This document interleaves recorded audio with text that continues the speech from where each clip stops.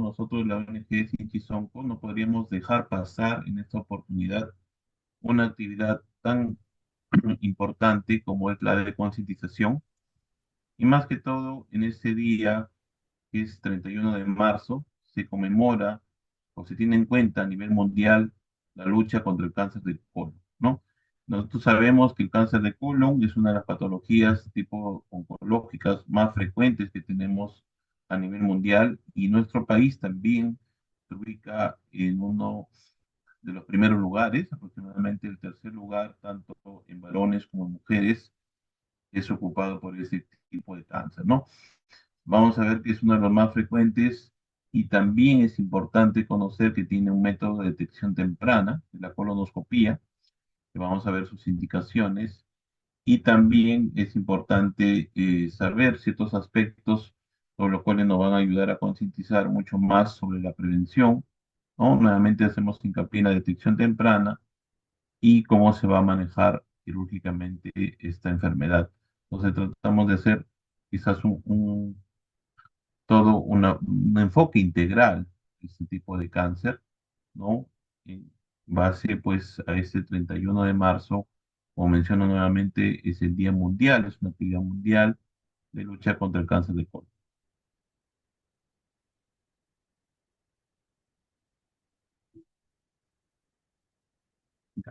Entonces, bueno, con algunos datos de epidemiología para entrar ya en el marco de esta enfermedad, tenemos que tanto como el cáncer de estómago, como he mencionado, el cáncer colorectal es uno de los más frecuentes.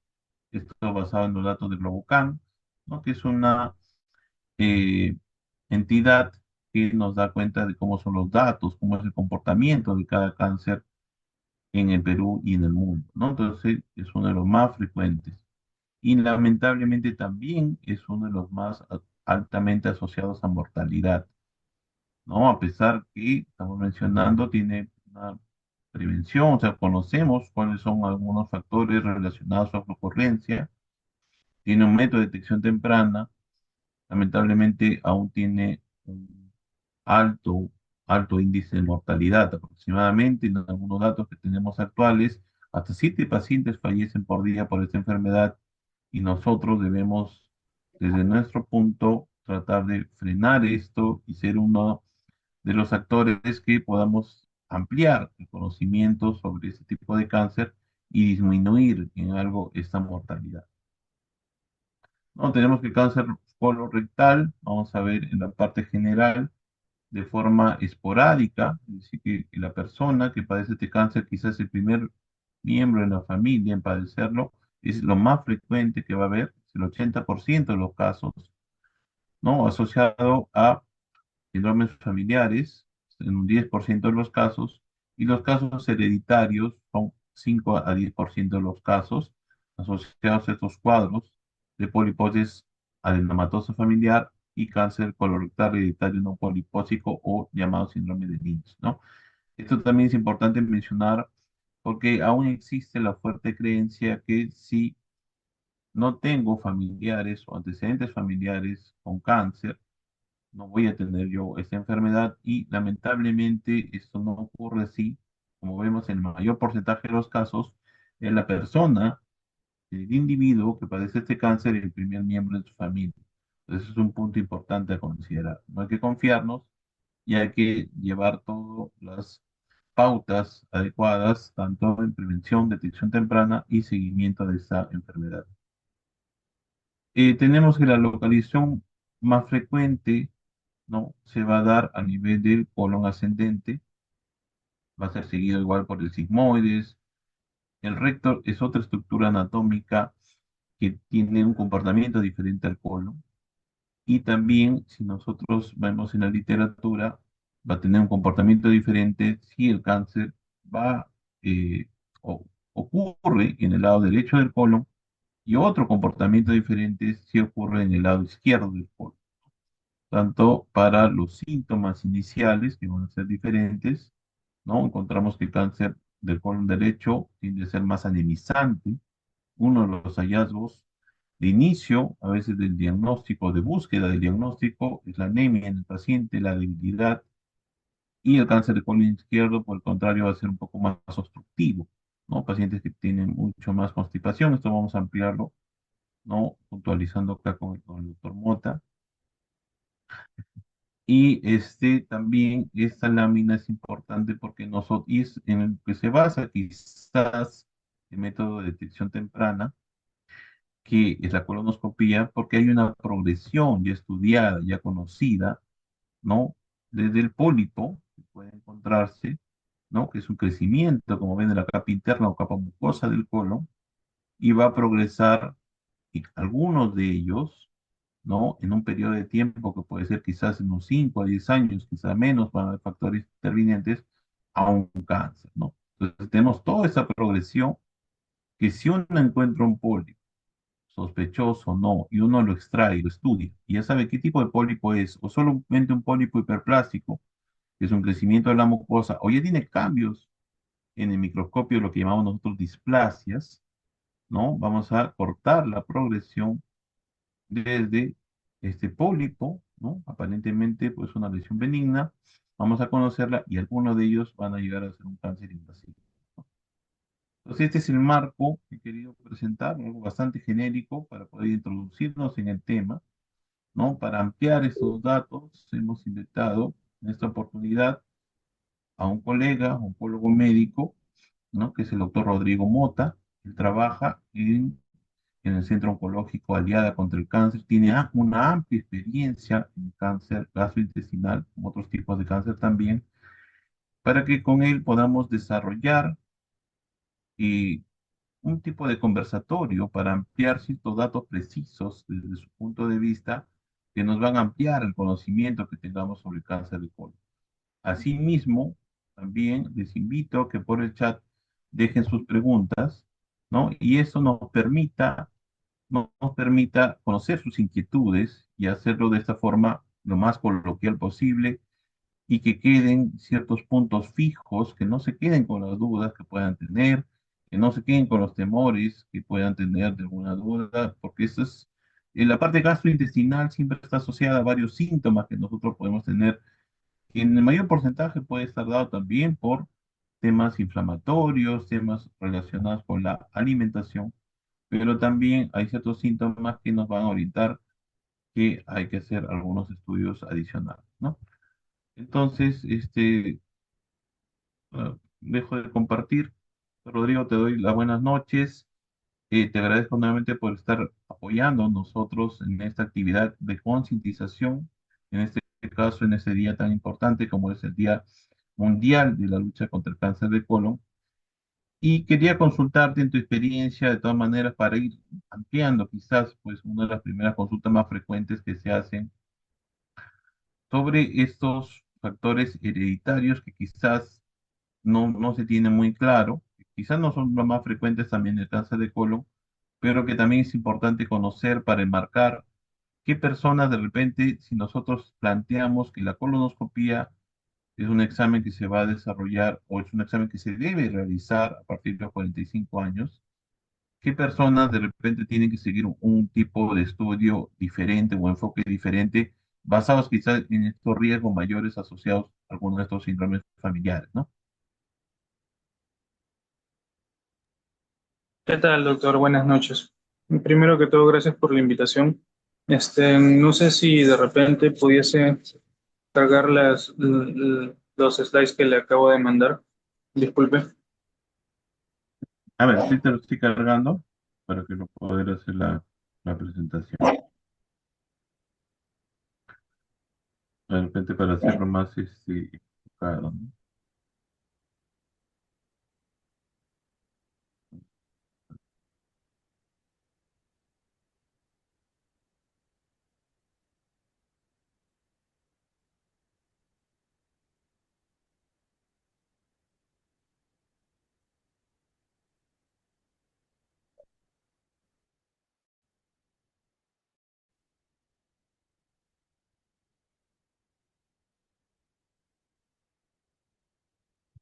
Voy a abrir acá el correo.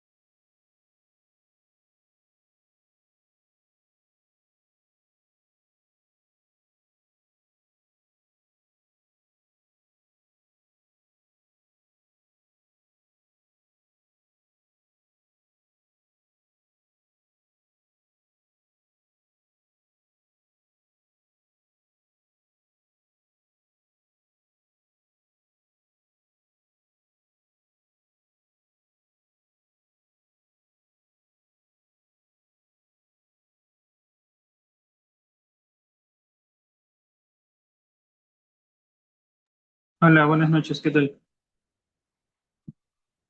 Bueno, antes que todo, este es una expo bien puntuales para definir hoy como el día del cáncer de colon y su prevención.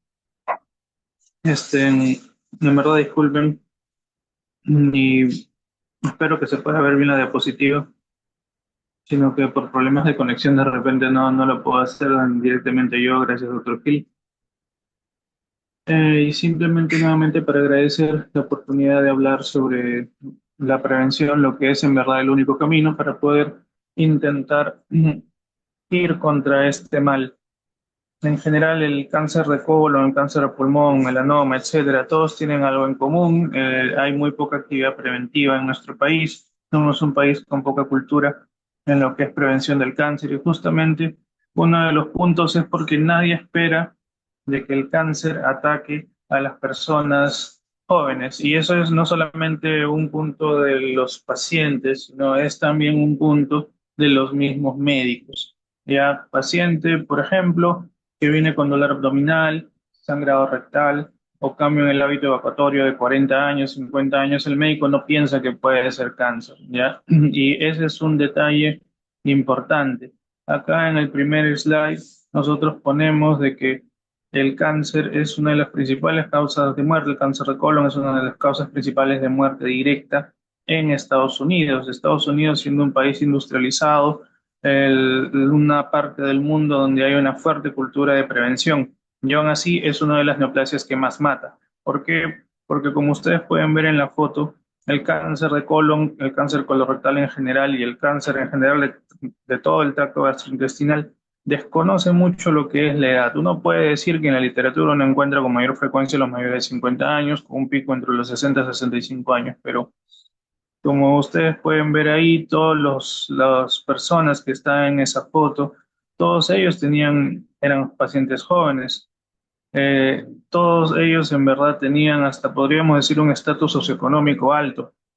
Bien, no es de que realmente hay un factor de causa-efecto en lo que es el desarrollo de cáncer de colon. No esperen de que de repente, y volviendo otra vez a la literatura nos va a decir que los pacientes hipertensos, diabéticos, de larga data, mal controlados, tienen más riesgo de cáncer colorectal, lo que es cierto, pero no forzosamente que seas libre de estas neoplasias, de estas enfermedades, va a hacer que tú nunca puedas desarrollar un cáncer colorectal. De hecho, ninguno de los cuatro de esta foto podríamos decir que ha tenido esta enfermedad, que era hipertenso, diabético, ni nada por el estilo. Ninguno de estos cuatro le faltaba dinero para intentar buscar el mejor tratamiento, la mejor actitud médica para con la enfermedad. Y aún así los cuatro fallecieron de cáncer colorectal. Entonces, ese es un punto. Esperar como la literatura clásica dice que el cáncer colorectal lo voy a presentar de los 50 años para arriba, pues si uno piensa así, se le van a ir bastantes pacientes. Bien, ya no es raro ver en la práctica jóvenes de 30, 35 años, 33 años, con un sangradito rectal que mencionan tener de cuando en cuando. Luego de meses van al médico, incluso el mismo médico piensa que es hemorroides, no examina el paciente, hasta que finalmente luego de varios meses, y enfatizo, luego de varios meses, algún gastroenterólogo o algún médico internista un poquito más acucioso examina al paciente y decide mandarle una colonoscopía y es la colonoscopía la que finalmente detecta esto. Entonces, cáncer colorectal puede tener un pico en los mayores de 50 60 años, pero definitivamente cada vez es más frecuente encontrarlo en pacientes jóvenes. Siguiente slide, por favor.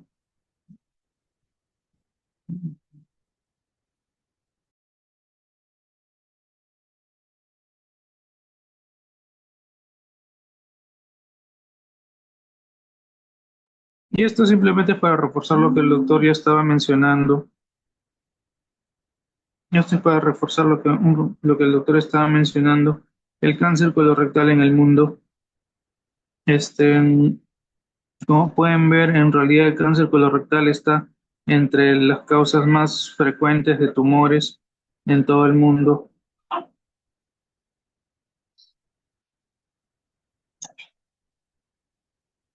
¿Aló, me pueden escuchar? Sí, se escucha. Sí, se Ah, ya, escucha. perdón. Ah, ya, gracias, disculpen. Entonces, como ustedes pueden ver, el cáncer colorectal está entre las causas de tumores más frecuentes en todo el mundo. Ahí, como podemos ver, es, según los reportes de Globocan, son algo que en verdad nos llama mucho la atención. Y si es que somos apegados a lo que es la guía, los factores de riesgo clásicos, pacientes hipertensos, diabéticos, pacientes que generalmente tienen estas enfermedades inflamatorias que producen un aumento de riesgo de inflamación provascular por décadas puede aumentar el riesgo del desarrollo de cáncer colorectal. Y otra cosa, el sedentarismo, pacientes que tienen una dieta rica en grasas, sobre todo en lo que es carnes rojas, también se ha comprobado que hay un aumento de riesgo del desarrollo de cáncer colorectal. Siguiente slide, por favor. Y ese es un punto bastante importante a tener en cuenta.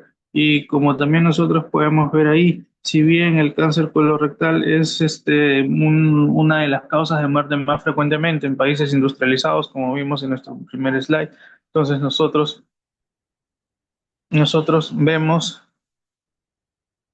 nosotros vemos de que eso no es solamente patrimonio de los países industrializados, sino que también está en países sudamericanos. El Perú es uno de los países con mayor frecuencia a nivel sudamericano de cáncer colorectal, sobre todo, bueno, si lo comparamos con cáncer de estómago todavía está en el top.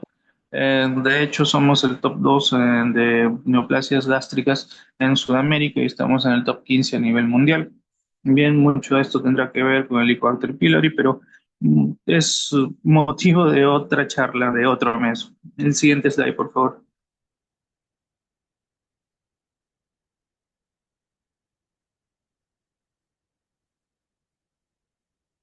Y esas ya son cifras un poquito más claras que ya va para nuestro país, ya en la cantidad de nuevos casos que se estaba registrando para lo que es el Perú, es de aproximadamente más de 3.500 casos, con los cuales nosotros tendríamos un ranking estaría en el quinto puesto del ranking de casos nuevos con mayor incidencia, el cáncer de colon, solamente por debajo de cuello uterino, estómago, mama y próstata.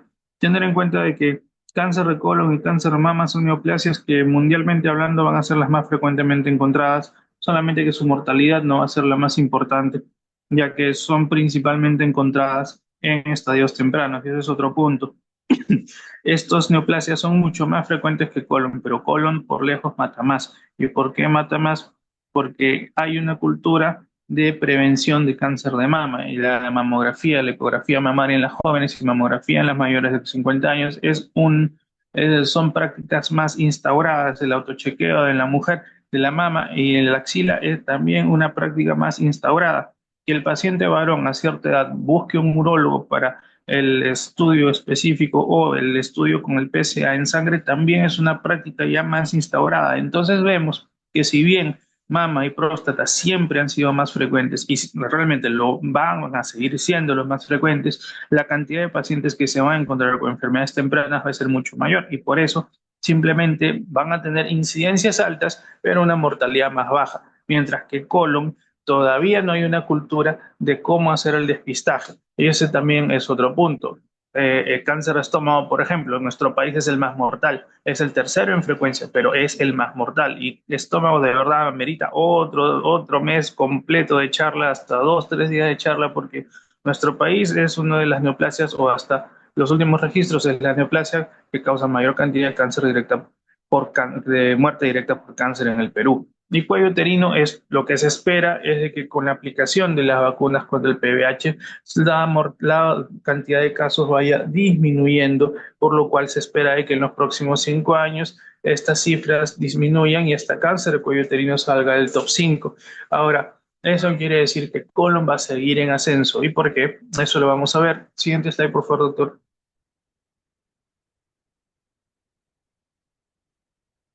Y eso lo vamos a ver según esto. Entonces, como estábamos hablando, hay factores de riesgo que uno tiene que tener en cuenta para saber qué pacientes pueden desarrollar cáncer de colon y quién no. Y muchos de estos tienen que ver en los no modificables y en los modificables. Los modificables, como pueden ver, falta de actividad física, es el sedentarismo. Lamentablemente nosotros somos una cultura que no suele realizar tanto ejercicio físico, somos más sedentarios. no hay mucho valor por el deporte tipo aeróbico, y falta de actividad física, alimentación pobre en fibra, frutas y verduras. Nosotros que nuestra dieta, la dieta del peruano por lo general es bastante rica, pero obviamente somos arroz con pollo, arroz con mariscos, sopa seca, etcétera, y somos carbohidratos, más carbohidratos, y a la larga eso simplemente aumenta más el riesgo para enfermedades del tracto gastrointestinal, sobrepeso y obesidad secundarias. ¿Y por qué? Porque todas estas enfermedades como hipertensión, diabetes, síndrome metabólico,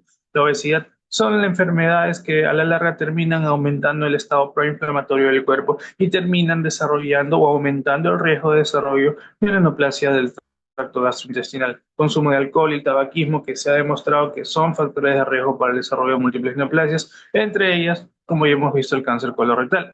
Y los factores de riesgo, todos estos son modificables, o sea, todos estos potencialmente se pueden modificar. Sin embargo, hay algunos que son no modificables, como son la edad, como había mencionado, más allá de los 50 años, es un criterio clásico. Yo recuerdo que hasta esta pregunta lo tomaban en los exámenes de ingreso a la residencia, factores de riesgo para el desarrollo de cáncer colorectal. La edad siempre va a ser un factor de riesgo, más el 50 años es el punto de corte. Las enfermedades inflamatorias como la enfermedad de Crohn, colitis ulcerosa. De hecho, tengo un paciente en este momento con colitis ulcerosa que ha desarrollado cáncer de colon, ha sido operado, gracias a Dios se le detectó a tiempo el cáncer. Y justamente pacientes que tienen estas enfermedades inflamatorias, y repito, cualquier enfermedad inflamatoria crónica, puede ser una causa de riesgo para desarrollo de cáncer, ya sea, por ejemplo, algo tan banal como el asma en los pacientes el asma en el paciente puede aumentar el riesgo de desarrollo de cáncer de pulmón. El EPOC, la enfermedad pulmonar obstructiva crónica, es un aumento de riesgo del cáncer de pulmón. La tuberculosis en nuestro país aumenta el riesgo de cáncer de pulmón y también el cáncer de cabeza y cuello. Ya, entonces, una enfermedad inflamatoria crónica como la colitis ulcerosa, en el caso de mi paciente, o la enfermedad de Crohn, simplemente aumenta el riesgo de desarrollo de cáncer de colon. Ya, antecedentes personales, como son los casos de pólipos, esto es bien importante, los casos familiares. Aquí ya estamos entrando en lo que son enfermedades hereditarias, como la famosa enfermedad de Peutz-Jeghers, y tenemos en realidad hasta también un caso que estamos buscando su publicación, un síndrome de Peutz-Jeghers, o el síndrome, este famoso e infrecuente síndrome que habla también sobre lesiones múltiples en lo que es páncreas, estómago y enfermedad colorectal. En nuestro caso encontramos un síndrome de Peutz-Jeghers en un paciente que tenía una gastritis crónica, se le hace una endoscopía alta y se le encuentran múltiples lesiones sospechosas, incluso de Bormann 3. Bien, estas lesiones eran muy sospechosas de malignidad. Se le hace una biopsia en provincia, la cual sale negativa para cáncer. Viene con nosotros, se le hace otra biopsia, sale negativa para cáncer. Bien, se le hace una nueva endoscopía y en la nueva endoscopía se ven múltiples lesiones, pero que todas las biopsias que se le hacen más biopsias, se le hacen incluso con mayor profundidad, salen todas negativas. Y el paciente, teniendo en cuenta todo el compromiso de la extensión de las lesiones gástricas y que el paciente empezó desde el debut de su enfermedad a hacer anemia por episodios de melena, intermitentes, se le opta por resecar el estómago y se le diagnostica finalmente síndrome de Peutz-Jeghers. Este paciente luego se le hace una colonoscopía, no se encuentra nada en lo que es región del colon, pero este tipo de pacientes tiene un mayor riesgo de desarrollo no solamente de cáncer de estómago, también aumento de desarrollo de cáncer de páncreas, aumento de desarrollo de cáncer colorectal, sobre todo de cáncer colorectal. Entonces, hay neoplasias que tienen una carga genética importante y ese es un punto a tener en cuenta. Si bien son raras, son parte de la práctica clínica y en algún momento nosotros también lo vamos a ver. Y el famoso síndrome de Lynch, que en verdad es todo un síndrome con un riesgo aumentado de desarrollar cáncer ginecológico y también cáncer colorectal. Siguiente, por favor.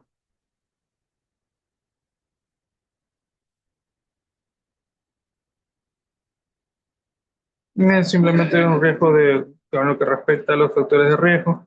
Es solamente para reforzar que todo lo que es el aumento del IMC, el sobrepeso, la obesidad, carne roja, tabaquismo, baja actividad física y una dieta inadecuada, o sea, es lo que, en pocas palabras, lo que este metaanálisis quiere decir, que los factores de riesgo que van directo del estilo de vida, un estilo de vida inadecuado, sí está comprobado que puede desarrollar un aumento de riesgo de cáncer de colon. Siguiente slide, por favor.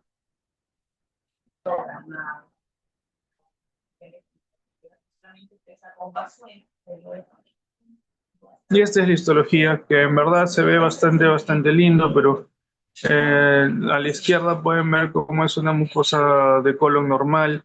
En el centro pueden ver cómo es la mucosa, las criptas, el área de la submucosa. Todo en verdad, la anatomía, en verdad, la anatomía es un equilibrio perfecto, en verdad. La anatomía humana es un equilibrio perfecto y ese es un punto a tener en cuenta. Nuestro cuerpo en general es un cambio celular, es un ciclo celular bien dinámico, ¿ya? Y cambios en todo lo que es dinámico está muy propenso a lo que son alteraciones, ¿ya? O sea, lo que es dinámico siempre está predispuesto a tener fallos, es inevitable. Entonces, hay todo un sistema que se encarga de mantener la armonía y equilibrio de la anatomía y del correcto funcionamiento. Nosotros estamos en propenso riesgo de desarrollar cáncer. Y si no lo realizamos es porque nuestro propio sistema inmune se encarga de destruir todas las células que potencialmente pueden desarrollarse y volverse cáncer finalmente. Siguiente slide, por favor.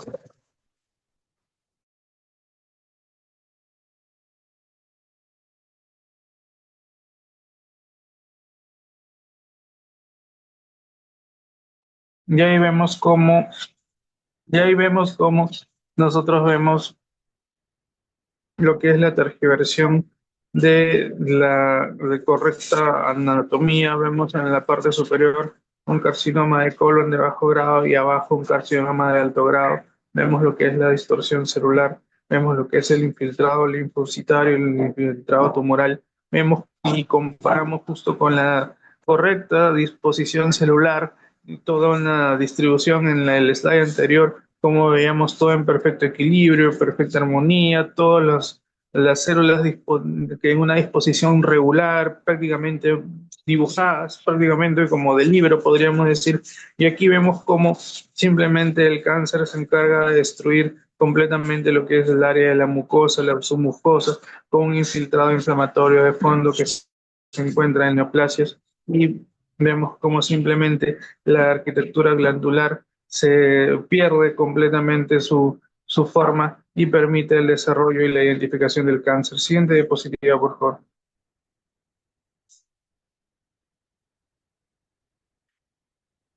Y bueno, eso es todo lo que es más o menos también lo que habló el doctor, las hipótesis del desarrollo del cáncer, que en verdad para hacerlo de alguna forma más puntual y didáctica, hasta ahora, o sea, hasta marzo del 2025, 31 de marzo del 2025, no hay una causa exacta de cómo el cáncer se desarrolla.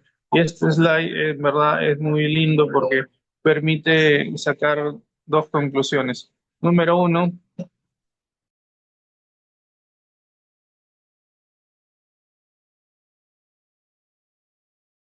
disculpen. Número uno, hay teorías que intentan explicar cómo se origina el cáncer, mas no hay una causa-efecto que explique el cáncer. Bien, de repente en cáncer uterino el PBH es el mejor ejemplo de que hay un causa-efecto en el cáncer. Sin embargo, hay personas que fuman toda su vida y nunca hacen cáncer de pulmón. Y hay personas que nunca han fumado y desarrollan cáncer de pulmón. O sea, el tabaquismo no es forzosamente un causa-efecto. Si yo fumo mucho, no quiere decir que yo voy a hacer el cáncer de pulmón. Lo mismo en colon, que yo consuma toda mi vida carnes rojas no quiere decir que vaya a desarrollar cáncer de colon, quiere decir que aumenta un poco el riesgo de desarrollar cáncer de colon, pero no de que yo forzosamente vaya a realizarlo.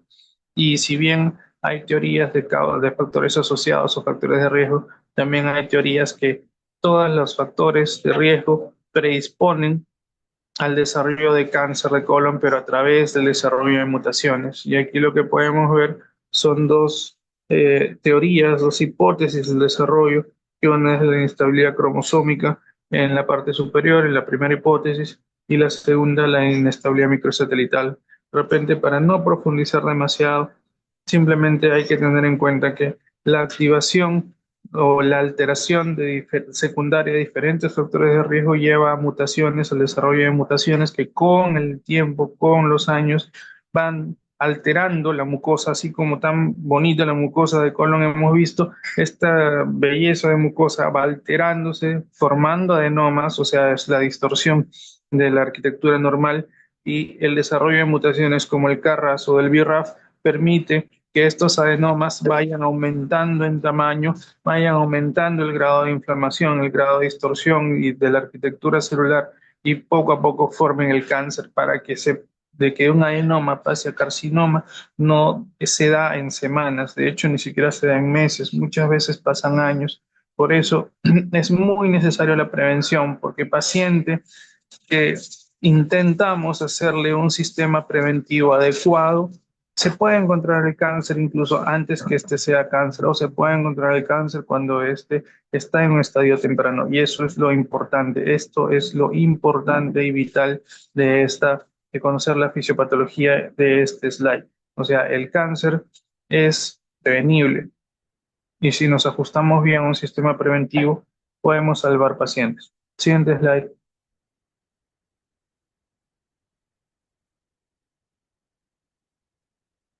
Bueno, esto es simplemente para recordar los subtipos moleculares. El cáncer de colon ha crecido mucho. Me refiero al estudio del cáncer de colon. Y recordar el primer slide.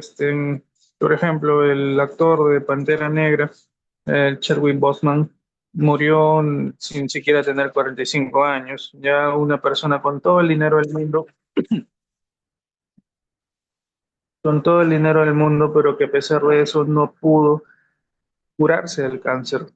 Bien, Pelé también falleció de cáncer de colon, una persona con todo el dinero del mundo, pero que sin embargo no pudo encontrar la forma de curar el cáncer en su caso.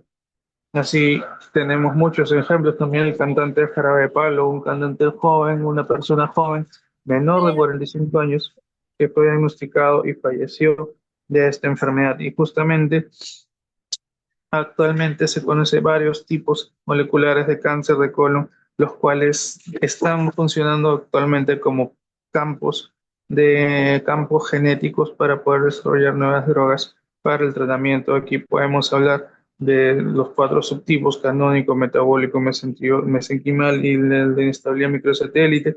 Podemos hablar de inmunoterapia, podemos hablar de anticuerpos monoclonales, aparte de la quimioterapia que es lo que todos saben, pero en realidad todo eso es patrimonio del estadio avanzado y eso es otro punto ya para ir terminando. Siguiente slide, por favor.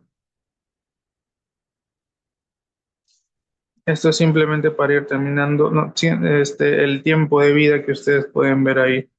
Ya, como ustedes pueden ver, y justamente está en los cuadritos rojos o en los sí, en los círculos, en los rectángulos rojos que están ahí. Ahí vemos cuál es el punto y el tiempo de vida.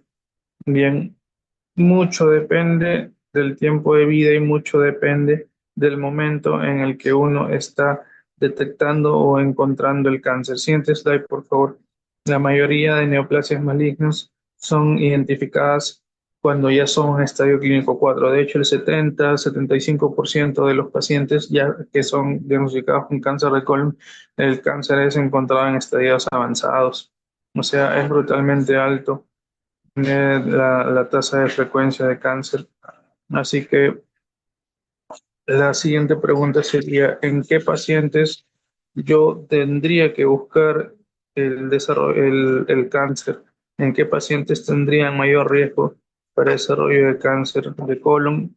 ¿Y cuál sería el método para que yo pudiese intentar buscarlo? Como ustedes pues, saben, hay dos métodos que uno es el más utilizado en la práctica, no en los sistemas preventivos en general. Los sistemas preventivos se basan en lo que son estas pruebas de detección de sangre oculta en ese es el famoso T-Venom. Sin embargo, para que el T-Venom me salga positivo, estamos hablando de una tumoración que está de alguna forma dañando mucosa, lacerando mucosa, que una tumoración que está profundizando, destruyendo mucosa y submucosa, por lo cual, si bien es un método adecuado y si bien figura en las guías, es un método que de repente puede ayudar, pero que no es tan fino para detectarlo en el momento que yo quisiera, los tumores más tempranos. El mejor método sigue siendo la colonoscopia. Bien, justamente ahí, como ustedes pueden ver, sale representado la colonoscopia y también la prueba del stool-based, que es la prueba del Tevenon. Bien, y aquí la presentación la estamos dejando también para que sea compartida, pero realmente los pacientes que tenemos que sí o sí intentar ayudar son aquellos pacientes ya que tienen más de 50 años. En su momento se pensaba bajar un poquito la edad a 45 años como punto de corte. Importa bastante si es que tiene historia familiar de cáncer de colon o no, importa bastante si es que ha tenido antecedentes de adenoma o pólipos o no, tanto pacientes con estudios o con diagnósticos de fondo como la enfermedad de Crohn que hemos hablado, como la colitis ulcerosa que hemos hablado.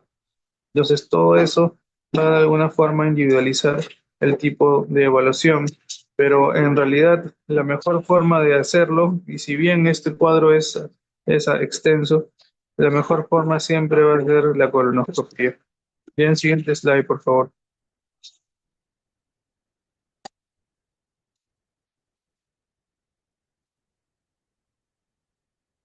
Si es que yo, por ejemplo, tengo un paciente que tiene una historia familiar de cáncer de colon en familiares de primer grado, se tiene que hacer la colonoscopia no a los 45 o 50 años, sino se empieza a los 40 años o 10 años antes de la aparición del cáncer. Ya, o sea, y se repite según lo que dice la guía y figura ahí cada 5 años. O si es positiva, se repite según los hallazgos que uno encuentra. Si es que los familiares, si es que tienen antecedente familiar en familiares de segundo y tercer grado de cáncer colorectal, se empieza a partir de los 45 años. Entonces, eso es lo importante, llevarnos la idea de que de 45 a 50 años para adelante, todos los pacientes que no tienen antecedentes familiares de cáncer tienen que pasar por este tipo de controles, por colonoscopia. Idealmente colonoscopia. Hay otras opciones, pero en verdad la más útil, la más fina es la colono. Y si es que los pacientes tienen familiares, tienen antecedentes familiares, como ustedes pueden ver, pues estos pacientes deben pasar a lo que es colonoscopías a edades más tempranas. Incluso va a depender mucho la edad en que los familiares de los pacientes han hecho o han llegado a hacer cáncer. Así que, siguiente slide, por favor.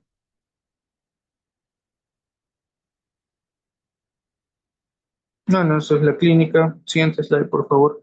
La clínica en verdad me interesa que de repente vean más lo que es un cambio en lo que es el, el, el, el hábito de ritmo evacuatorio y lo que es un sangrado. Cuando uno tiene un sangrado rectal que persiste, o si es que un paciente de un momento a otro empieza a hacer diarreas, diarreas, diarreas, o un paciente empieza a estreñirse, independientemente sea la edad, eh, llevarlo con un gastro y que el gastro lo evalúe para buscar algún tipo de anomalía por endoscopía baja. Eso es todo el workup que uno hace en un paciente, pero en realidad para prevención uno puede de alguna forma resumirlo en una sola palabra, colonoscopia. Y si hubiese otra palabra que en la que yo le pudiese resumir es interés, porque si en verdad uno está esperando ver al paciente con toda la clínica, uno está esperando encontrar un paciente de 60 años y uno no va a sospechar de cáncer en un paciente de 40, de 35, de 30, pues simplemente uno debe estar preparado a que se le pasen varios casos de pacientes oncológicos. Siguiente, por favor.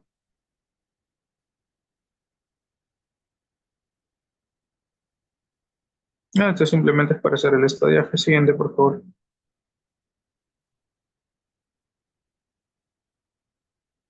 No, y esos son los tipos de cáncer y el tipo de tratamiento según esto. Esto yo creo que es un poquito más para especialidad, pero teniendo en cuenta, como pueden ver, un cáncer resecable, un cáncer operado puede intentar curarse siempre y cuando sean estadios tempranos 1, 2 y 3. Cuando es un cáncer avanzado, lamentablemente ahí cambia absolutamente todo, todo el tratamiento, cambia absolutamente todo, todo el enfoque que uno le da. Y ese es el detalle.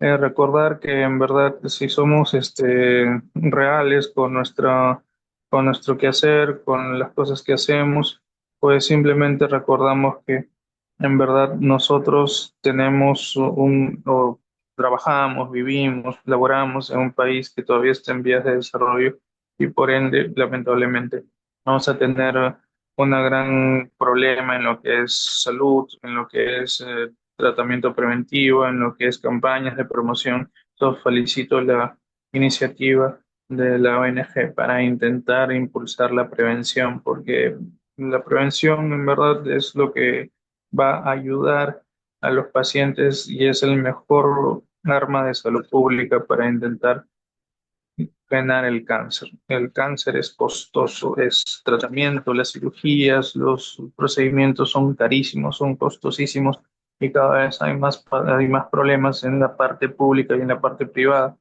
Hablar de cómo deberían ser las cosas, de que los políticos, los gobiernos, etcétera, etcétera, es pérdida de tiempo, porque países industrializados tienen problemas muy serios y pensar que el nuestro no lo va a tener es muy risible. Así que el camino para intentar ayudar a frenar el cáncer es en verdad la prevención. Así que bueno, este es el último slide y espero que de algo les haya servido esta pequeña charla.